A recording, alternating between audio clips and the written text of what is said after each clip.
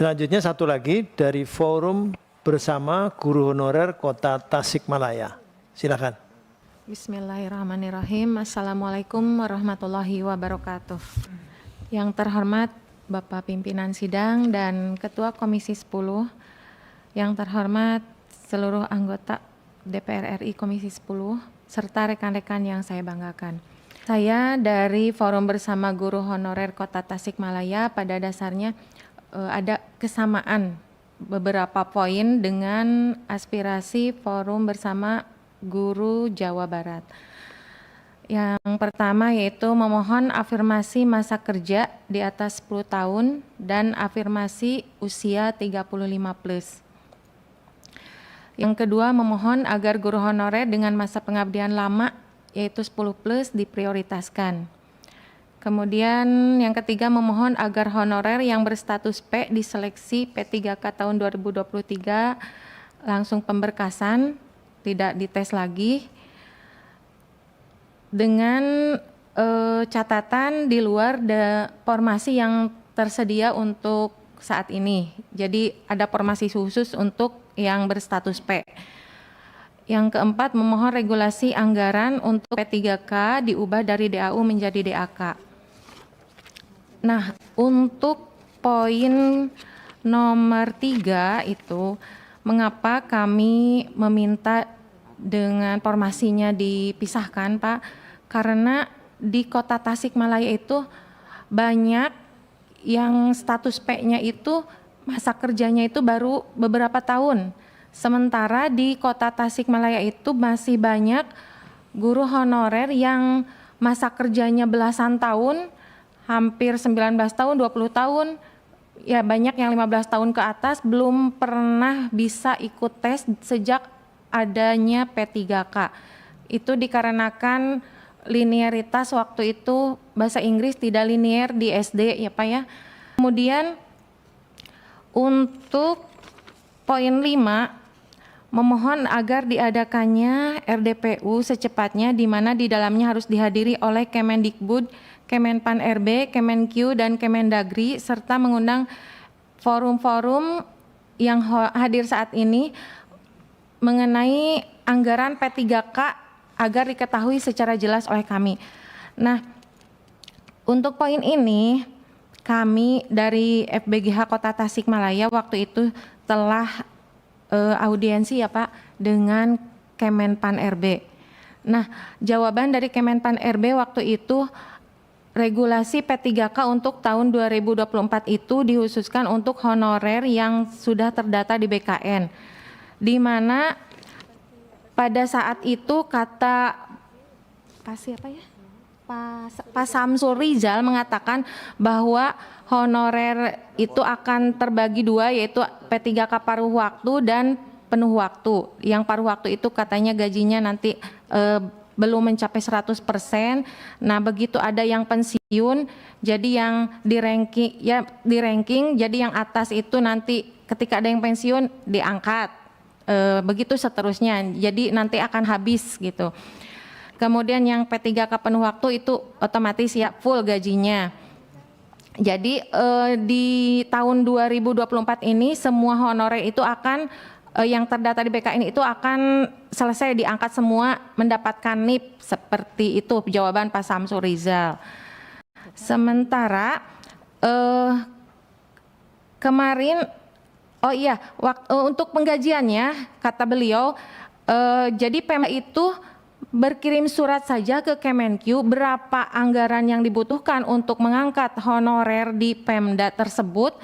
Nanti Kemenq akan menambahkan dana kepada Pemda tersebut, seperti itu jawaban Pak Samsul Rizal. Akan tetapi pada saat kami kembali ke daerah disampaikanlah pernyataan beliau itu, pihak BKPSDM sudah menghubungi Kemenq. Jawaban Kemenq itu katanya untuk anggaran tiap daerah itu sudah dipatok seperti itu, misalnya 1 juta ya udah 1 juta, tidak ada penambahan anggaran untuk P3K. Nah, iya betul. Kemudian kata Ibu Nunuk juga ya waktu di live IG, nah yang regulasi P3K 2024 itu katanya by data Dapodik.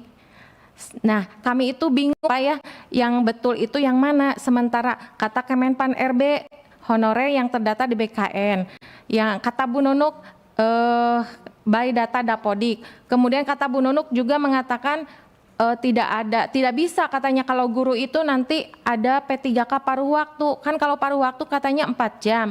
Masa kita lagi ngajar tiba-tiba oh anak-anak ya udah dulu ya ngajarnya gitu, nggak bisa seperti itu kan.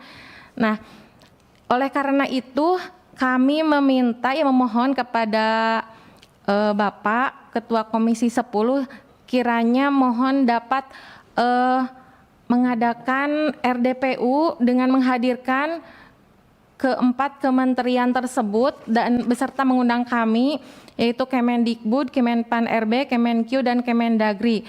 Untuk Kemendagri itu kenapa ingin dihadirkan? Karena menurut Pemda itu tidak bisa menganggarkan gaji P3K di luar batas yang ditetapkan oleh Kemendagri. Jadi belanja pegawai itu katanya tidak boleh melebihi sekian persen ya dari anggaran.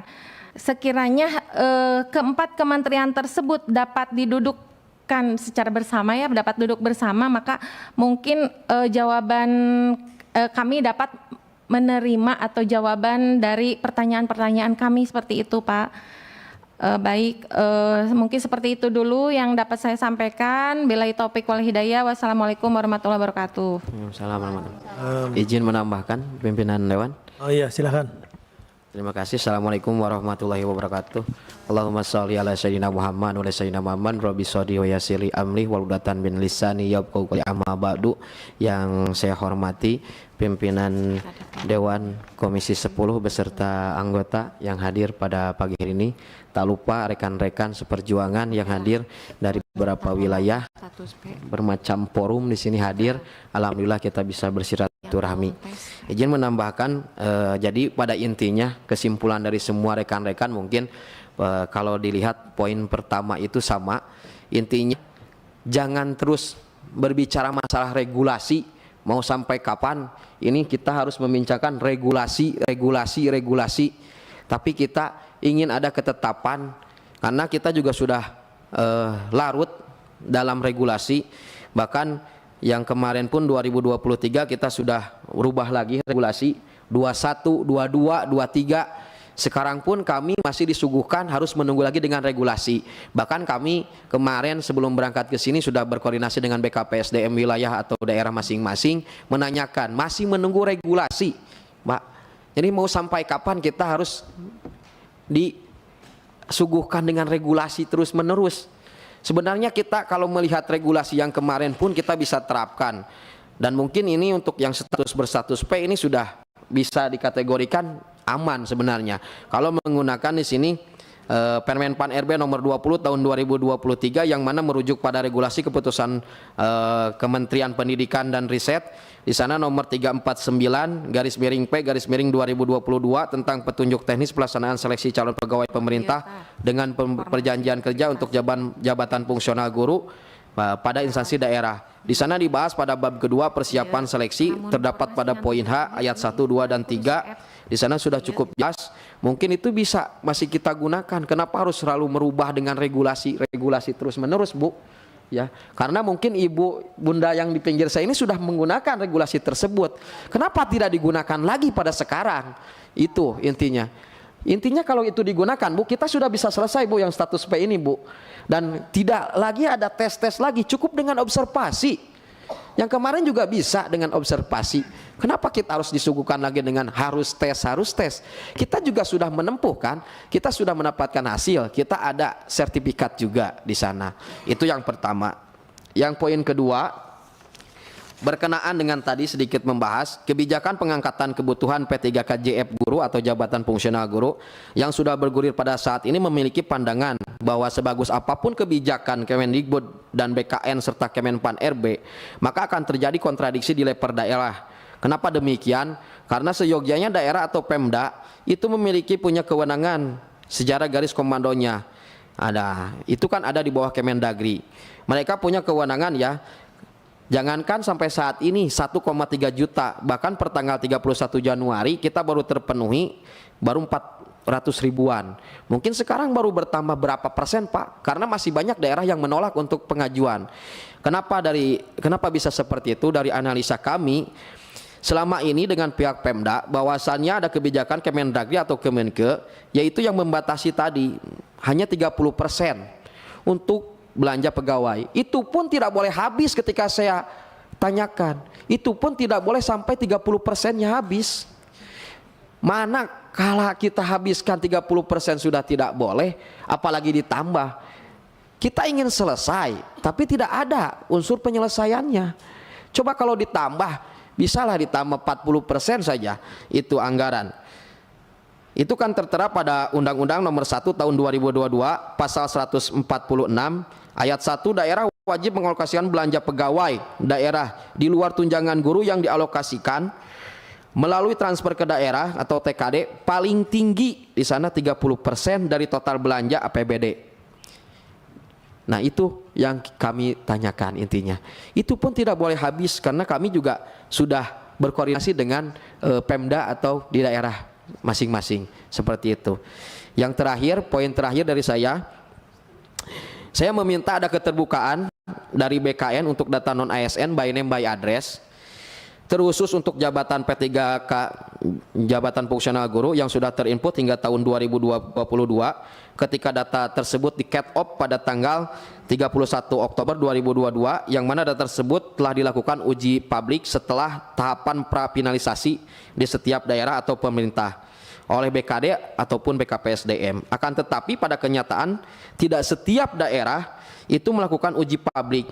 Jadi kami memohon untuk BKN bisa menguji publikan secara nasional, yang mana dapat diteruskan ke tiap provinsi, kabupaten atau kota yang seharusnya di setiap daerah itu sudah melakukan uji publik ya. Akan tetapi sampai saat ini masih banyak yang tidak. Itu sudah tertuang ya. Pemda itu sebenarnya harus menindaklanjuti surat Menpan RB nomor B-17-M.SM.01.00/2022 per tanggal 30 September 2022 mengenai hal tindak lanjut pendataan non ASN di lingkungan instansi pemerintah, yang mana keterbukaan informasi itu sudah dilindungi oleh Undang-Undang Nomor 14 Tahun 2028. Jadi kami meminta untuk mendorong dari Komisi 10 DPR agar yang dibahas tadi itu ketika Kemenpan berbicara masalah data yang akan diambil data non ASN yang sudah terinput dari 2022 itu terbuka, jangan ada tertutup seperti ini gitu, karena setiap daerah tidak semua juga menyampaikan by name by address-nya gitu. Itu saja mungkin dari saya tambahannya. Cukup sekian, mohon maaf. Saya tutup atau akhiri dengan wabillahi taufiq wal hidayah. Wassalamualaikum warahmatullahi wabarakatuh. Assalamualaikum Waalaikumsalam warahmatullahi Izin pimpinan sidang. Pak. Izin kita. Enggak, ini nanti setelah ini ya. Izin sebentar. Jadi ini kan sudah. Enggak, tadi ada yang terlewat saya. Izin gitu. Mengenai yang status P itu ya Pak ya, khususnya di kota Tasikmalaya itu kan, status P-nya itu sekarang ada 67 orang ya Pak ya. Sementara formasi untuk 2024 itu untuk guru itu ada 71. Nah, mohon sekiranya ada pertimbangan atau saran dari Komisi 10 baiknya seperti apa, mungkin untuk daerah-daerah lain tidak menjadi masalah kalau status P itu semuanya langsung diangkat tanpa tes. Tapi saya juga tidak memungkiri karena ada teman-teman saya yang banyak statusnya udah P gitu. Tapi ada juga teman-teman saya yang masa kerjanya sudah lama belum pernah bisa ikut tes. Sementara kalau misalnya formasi yang 71 ini terisi oleh yang 67, maka sisanya tinggal sedikit kan Pak ya. Nah, jadi kami mohon sekiranya kalau yang status P itu yang 67 itu di-grade juga menurut masa kerjanya, tidak otomatis serta-merta yang 67 itu lulus begitu saja gitu, karena ada yang baru beberapa tahun ngehonor yang status P-nya itu. Baik, terima kasih Pak.